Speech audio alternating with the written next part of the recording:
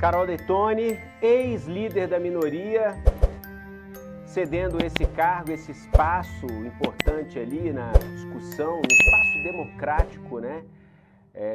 Um espaço na discussão aqui, importante ponto para que haja um equilíbrio, né, nas discussões ali no Congresso Nacional. Hoje a gente está com o Partido dos Trabalhadores na base governista, né? A gente no Poder Executivo, e sempre tem do outro lado a oposição, a minoria, e a gente faz essa composição aqui no Congresso Nacional, aqui em Brasília, para que haja um equilíbrio de forças, para que todo mundo tenha o seu espaço, o seu ambiente de discussão. E ali, a líder da minoria, que é hoje a Carol Detoni, que é hoje do partido de oposição, PL, principal partido de oposição hoje, anunciando que está renunciando, cedendo esse cargo, essa função, esse espaço para Eduardo Bolsonaro, filho de Jair Bolsonaro.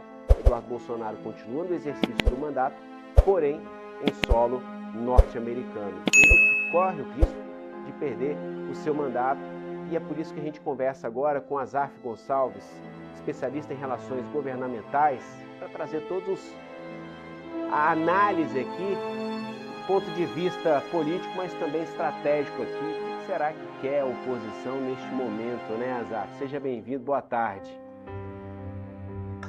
Boa tarde, Jesus. Obrigado pela oportunidade. A gente está vivendo um momento sensível dentro do Congresso, né? Vamos dizer assim, essa renúncia é parte de uma bela estratégia a respeito da própria oposição, da minoria. Primeiro, quando a gente vai perceber a dimensão institucional, a liderança da minoria ela é um espaço democrático de equilíbrio no Congresso Nacional.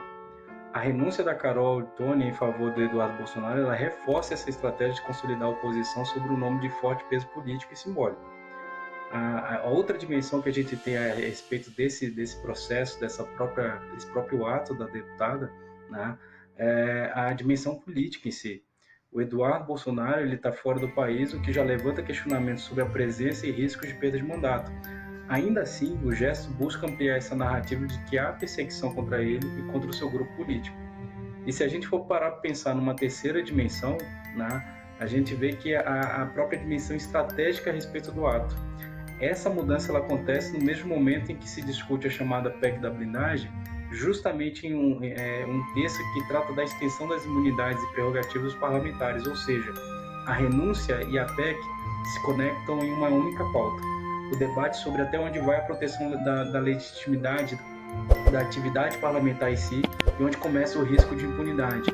O que é muito interessante é ver que todo esse ato, né, vamos dizer assim, uma preparação da própria liderança do PL para proteger Eduardo Bolsonaro. Isso é feito de forma declarada, né, no meio da coletiva. A gente pôde ver que o líder do PL faz isso de forma, vamos dizer assim, bem explícita a respeito do qual é a intenção de fazer isso. E, de fato, agora a oposição ela vem para cima, pautando e protegendo os seus, para que, de fato, haja, vamos dizer assim, um ressoar dentro do Congresso Nacional a respeito das pautas importantes que eles tanto defendem. Azaf, como é que se dá essa proteção na prática? Você nomeia a pessoa ali como deputado, como líder da minoria, que isso interfere no andamento de uma possível penalização no Conselho de Ética? De que forma isso interfere quando a gente observa também que ele corre riscos não somente dentro do Congresso Nacional, e tem um processo contra ele de cassação, né, no Conselho de Ética, mas ele também é alvo do Supremo Tribunal Federal, isso é fato. De cunho prático, qual seria a movimentação aí, o objetivo dessa movimentação? Perfeito. Se a gente for pensar de cunho bem prático e processual, a gente vai ter, na verdade, um ato que já tinha sido feito na época do presidente Eduardo Cunha, né, a respeito de possibilidade de blindar determinado tipo de parlamentar através da presidência de uma minoria. Tá? Na prática, assumir a liderança da minoria ela não cria uma blindagem jurídica automática contra o Conselho de Ética ou contra as decisões do Supremo Tribunal Federal. Só que esses processos correm em paralelo e não são afetados pela função de liderança. o efeito é muito mais político, né? Ocupar esse espaço dá ao deputado Eduardo Bolsonaro maior visibilidade, poder de articulação da narrativa dentro da Câmara, né? Isso pode influenciar indiretamente porque pressiona os pares, né? E reforça a ideia de que ele representa não apenas um mandato, mas toda uma oposição organizada. Agora, o fato dele ocupar a cadeira de presidente da minoria, por dar, vamos dizer assim, a licença poética que eu vou usar com aspas, de faltar, né? Ele ter a ausência justificada, né? sem ter a sua ausência computada dentro das sessões, porque ele está de fato ausente nos Estados Unidos.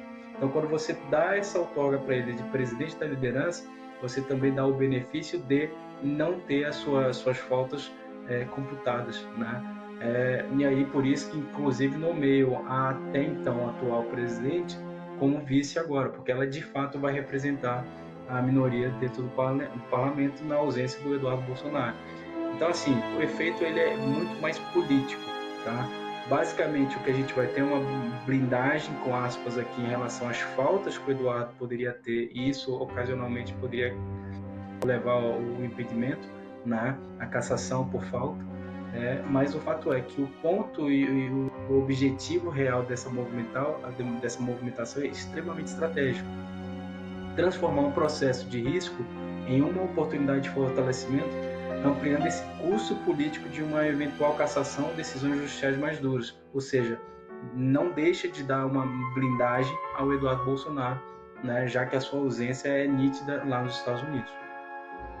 Essa licença, vamos colocar dessa forma, para faltar e não ter a perda do mandato, a punição por falta. Quando o processo dele foi enviado ao Conselho de Ética, quando a gente acompanhou isso, a gente falou sobre todas as etapas que um processo desse tem a serem seguidas no Conselho de Ética, e que uma das possibilidades é que houvesse a perda do mandato por falta, por excesso de falta, né, antes de haver uma conclusão, né, do caso dele no Conselho de Ética.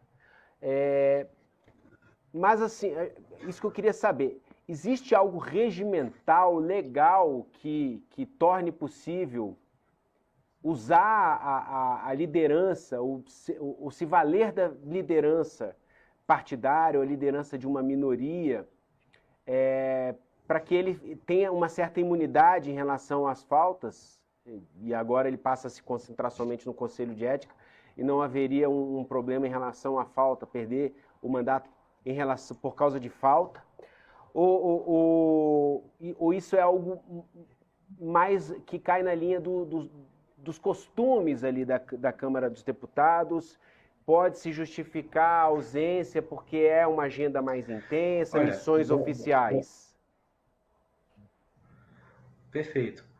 Qual é a grande questão aqui, tá, Jesus? Assim, se eu for pensar no fundamento legal, sendo bem objetivo e claro, a assunção da liderança da bancada pela minoria é um cargo político parlamentar com uma prerrogativa regimental, ou seja, tempos de fala, poder de articulação, proposição de destaque, distribuição de esforços legislativos.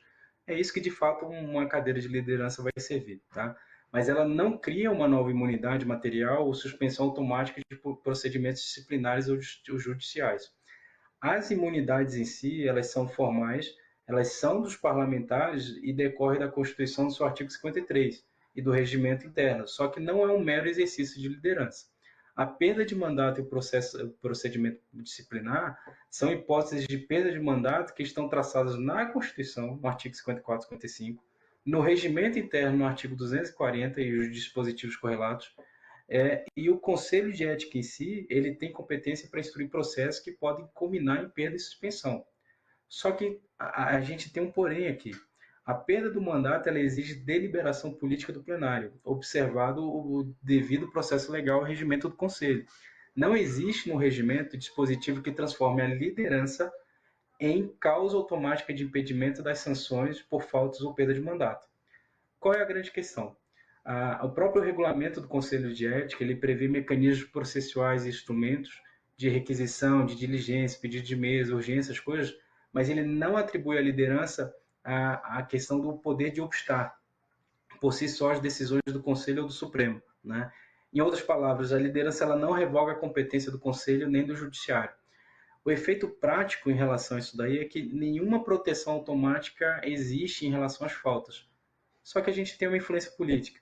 A gente tem um ato que começou na presidência de Eduardo Cunha, em que existe uma manobra que foi utilizada lá atrás, em outro tipo de situação, com outro tipo de prerrogativa e com outros personagens participando, que ao colocar a presidente da minoria na época, eu não vou me recordar muito bem, mas essa era a manobra da época do Eduardo Cunha, de que a gente pegava esse líder e ele teria sua ausência justificada por ser líder da minoria. Ah, isso está em regimento interno? A gente não vai encontrar isso em regimento interno. É um costume da mesa diretora da Câmara, que nunca foi revogado desde a época do Eduardo Cunha. Com base nisso, que a própria coletiva, a própria liderança do PL em coletiva diz: nós estamos utilizando o mesmo instrumento, né, que nunca foi revogado, que vem desde a época do Eduardo Cunha. Então, sim. Então, pelo costume, né, e aí, de alguma forma, a gente vai ter um documento que respalda isso, que é da mesa diretora da Câmara, que vai respaldar esse tipo de situação que resguarda o líder da minoria. Basicamente, é isso. Entendi. Agora ficou bem claro. Azaf Gonçalves, especialista em relações governamentais. A gente está falando aqui sobre a manobra, né, a movimentação da oposição para blindar Eduardo Bolsonaro, atribuindo a ele o cargo de novo líder da minoria, cargo antes ocupado por Carol Detone. E você falou, né, Azaf, que tem relação com a PEC da blindagem. Isso está tudo dentro de uma mesma discussão, dentro de um mesmo balaio. Para a gente entrar nesse assunto, te convido a acompanhar, assim como a nossa audiência, a fala aqui do Cláudio Cajado. Cláudio Cajado é o novo relator, né, da PEC da blindagem. Algumas pessoas aqui relatando, né, nos bastidores ele tem ali uma certa proximidade com Arthur Lira, que tem interesse direto, ou teria interesse direto na pauta, você que vai nos dizer aí. Mas vamos ouvir primeiramente aqui Cláudio Cajado, ele que vai relatar a PEC da blindagem, que tem o objetivo de aí sim criar alguns mecanismos de imunidade ou de blindagem a parlamentares para que não se tornem alvos mais fáceis do Judiciário do Supremo Tribunal Federal. Na tela do Poder Expresso. Não, a maioria, alguns partidos, a maioria, todos os partidos presentes na reunião aqueceram, vão votar a favor do texto. E 2 ou 3 partidos vão consultar as bancadas para poder ter uma posição majoritária. Os principais pontos do texto? Basicamente, o PT, até o PL também ficou de conversar com a bancada e se posicionar, mas o texto é um texto simples, né? Eu coloquei ele bem conciso, bem resumido. Penso que as prerrogativas é uma questão que não é uma licença para abusos, mas, acima de tudo, um escudo para o exercício pleno de cada parlamentar, seja deputado, seja deputada, seja senador, senadora, né, para exercer em nome da soberania popular. Cada mandatário que chega aqui, cada deputado, senador, ele vem com voto popular. Então, as prerrogativas é uma defesa da democracia dentro da égide da harmonia dos 3 poderes, sem que ninguém exerça a sua função com medo de qualquer tipo de perseguição política ou o que quer que venha em cima da palavra, do voto e das suas posições. Deputado, vai haver uma nova reunião hoje, senão... Não há uma nova reunião. Vai para o voto. Vai para voto às 16 horas. Quais são os principais pontos do texto? Aí sim, então assim, como é que fica então? O Supremo Tribunal Federal vai sugerir uma ação penal, mas ela será aberta se o Congresso, a Casa, a Câmara e o Senado... Bom, eu posso ler. Pode. Eu posso ler como ficou o texto. Se abrir um pouquinho aqui. Vamos lá. Os deputados e senadores, desde a expedição do diploma, serão submetidos a julgamento perante o Supremo Tribunal Federal e, a qualquer tempo, somente serão alvo de medidas cautelares de natureza pessoal ou real dele provenientes. Parágrafo 2º. Desde a expedição do diploma, os membros... É isso, que o Supremo é quem poderá julgar qualquer deputado federal. Como é hoje. Medidas cautelares só poderão ser de caráter pessoal ou real provenientes do Supremo, de medidas do Supremo. Desde a expedição do diploma, os membros do Congresso Nacional não poderão ser presos, salvo em flagrante de crime inafiançável, nem processados criminalmente, sem prévia licença da Casa. Ou seja, aqui não se trata de fazer nenhum tipo de benefício para quem erra. Pelo contrário, o que nós queremos é que, havendo um processo, que eu seja pelo Supremo e que haja autorização da Casa para que o processo seja aberto. Nós excluímos aqui os inquéritos e processos de investigação, está completamente excluído. Agora, a iniciativa do processo, sendo feita, tem que ter autorização da Casa. De igual forma, na Constituição anterior não tinha prazo. Nós estamos estabelecendo aqui, em caso de crime inafiançável, prisão em flagrante, 24 horas a Câmara tem que se manifestar. E nos processos, outros, até 90 dias. Azaf, a sua avaliação sobre a fala do relator e a possibilidade desse projeto avançar na Câmara? Então, vamos lá, né? Quando a gente vai olhar essa temática, ela também é muito polêmica, né?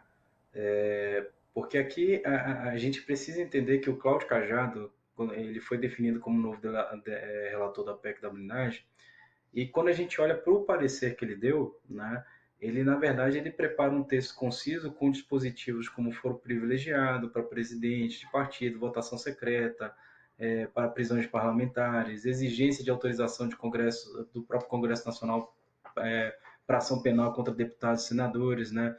A gente vê que o presidente Hugo Mota, quando ele pauta a PEC, ou seja, ela vai ser levada ao plenário em breve, possivelmente ainda nesta terça-feira, a gente vê sim uma sensibilidade do Congresso para esse tipo de temática, porque os parlamentares, de alguma forma, querem proteção, né? Qual que é a condição de tramitação e os riscos, de fato, que a gente tem nessas exigências legais, né? Se eu for pensar num quórum para a PEC, ela pode, por ser uma proposta de emenda à Constituição, ela exige 2/3 dos deputados, ou seja, 308 deputados dos 513 que a gente tem em 2 turnos de votação na Câmara. Depois da Câmara, ela vai seguir para o Senado, onde também exige o quórum de 2/3 de senadores em 2 turnos. E o texto ele já está sendo negociado entre os líderes partidários, o que indica uma articulação política muito robusta, mas também sujeitos à resistência, especialmente partidos de oposição, né? Ou de bancadas que percebem prejuízo institucional ou risco de críticas eleitorais, né? Então, assim, se a gente for pensar no avanço da PEC, até a aprovação do primeiro turno, a gente tem uma probabilidade de alta para média, né? A gente tem um apoio forte do Centrão, a gente teve mudança de relator, que é alguém que vai articular junto à presidência da Câmara de forma muito empenhada e tendo essa urgência política. E o que a gente vai ter de identificação de obstáculos são justamente as resistências de partidos que defendem controle institucional ou de que temem desgaste político por pressão da mídia, instituições jurídicas, possíveis empecilhos regimentais, obstruções da CCJ ou do próprio plenário, né? Se eu for pensar na questão do impasse ou veto de partes ou das partes mais polêmicas dessa PEC,